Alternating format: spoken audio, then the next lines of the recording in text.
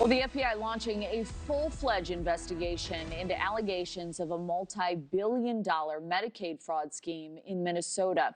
The state has received $18 billion in federal funding since 2018, and the U.S. Attorney's Office says nearly half of that may have been used fraudulently.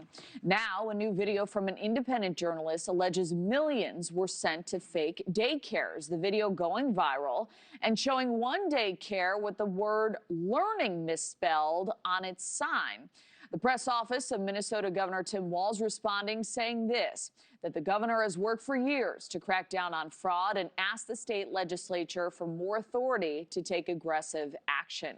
Joining us now, NewsNation media contributor Steve Krakauer. Steve, we'll get to some of what the governor's response has been and what people have alleged there, but you know, so much blame has been placed on the mainstream media for missing this, Doge as well. What are your thoughts on some of those critiques and the magnitude also of what was apparently uncovered here? Yeah, this has been a fascinating story to watch over the long weekend that we just had because, yes, as you mentioned, this is a story as much about politics, particularly, Minnesota politics. It has to do with immigration. It has to do with kind of the waste and fraud and abuse that we see in our system, but it also does relate to the media. And, this independent journalist you mentioned, Nick Shirley, he's got 1 million subscribers on YouTube. He posts these videos, and young guy, 23 years old, and he goes on the scene. He goes and he does things, and he he uncovered this sign, this Leering Center, as it's been kind of this great example. He posted a lengthy video going to a lot of these supposed centers, and it gives you this idea. Now, this is not something that has been completely is completely out of the mainstream. This has not been covered at all. No, the New York Times, in fact, did a really interesting report about 2 weeks ago exposing some of this, but he didn't get to actually see it. He actually went to a lot of these locations, posted these videos. You see the reaction he got when he was actually there on location. The people who, there's no playground, there's no kids. He talks to neighbors. Have you ever seen a kid going in there? No.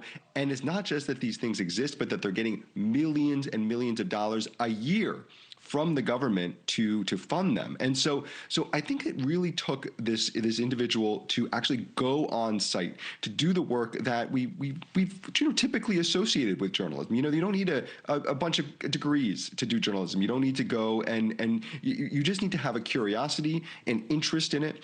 And that's what he did. And so I think, by putting it on video, by putting it out there, putting it on X, which it has gone mega viral, 100+ million views there. Now we're going to start to see some action. And I think we're also going to see some potentially other, more well-funded journalistic outlets go to Minnesota and really start to dig in this story. There's something there. Oh, right. Well, and there's been outrage, and you can understand why. Quite a bit of blame on Minnesota lawmakers, Governor Walz, namely. Right. And others for this fraud apparently happening under his watch for years. So some say the left is to blame, others saying this isn't a left or right issue. How do you see this, Steve, playing out politically now? Well, this is really bad for Tim Walz. I mean, no matter how you look at it, you say, oh, we've been investigating it. Well, here's a sign that has learning misspelled, and it's a daycare center. No one decided to go and decide, and look into what's actually happening here. Maybe it's not all that it claims to be, as it's getting millions of dollars of taxpayer money.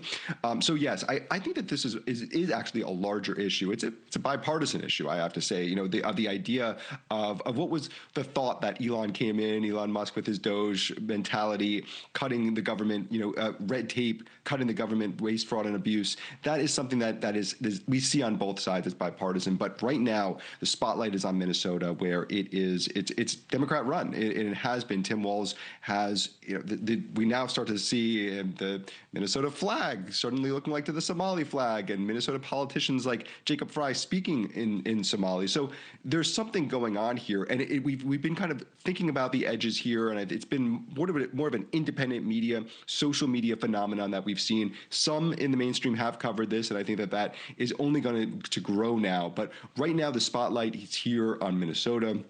And I think that we are going to see the fallout of that in 2026. This is just the beginning of the story, and it's thanks to independent journalists like Nick Shirley who have started to expose what we're seeing here by showing us, by actually putting it in front of us to make our own conclusions about it. And I think people are starting to draw those conclusions now. Thank you for watching. Subscribe below and download our NewsNation app right now on your phone, and you will get fact-based, unbiased news for all Americans.